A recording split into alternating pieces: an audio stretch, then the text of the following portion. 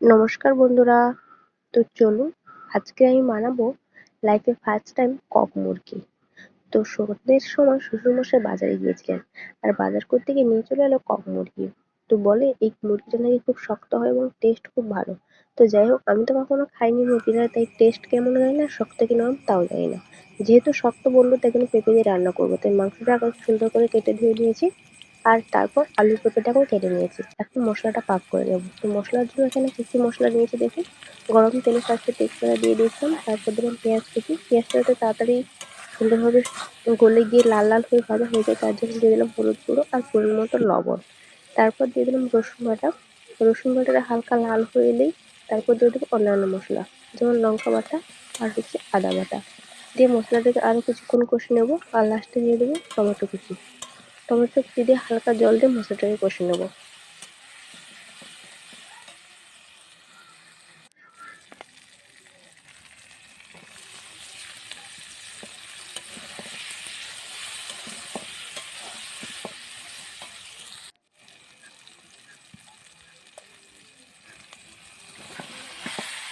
তো দেখুন মশলাটা আমার সুন্দরভাবে কষানো হয়ে গেছে, তাই এবার দিয়ে দিলাম মাংস, আলু আর পেঁপে একসাথে দিয়ে দিলাম। দিয়ে এবার ভালো করে মশলার সাথে মাংস আলুটাকে মিক্সড করে নেব।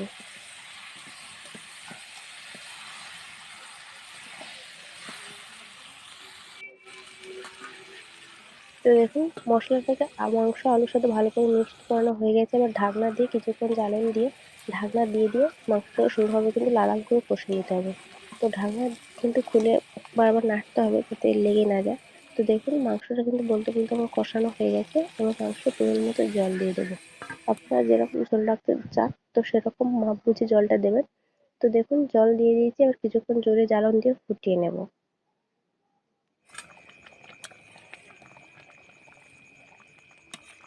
তো ঝোলটা দেখুন হয়ে এসছে প্রায়। এবার লাস্টের দিকে দিয়ে দেবো সানরাইসের গরম গুঁড়ো মশলা।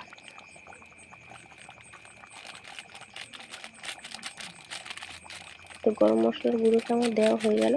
এবার এদিকে একটু তাতে লাগিয়ে নেবো। তো চলুন ফাইনালি কিন্তু আমার রেডি হয়ে গেল কক মুরগি আলু পেঁপে দিয়ে।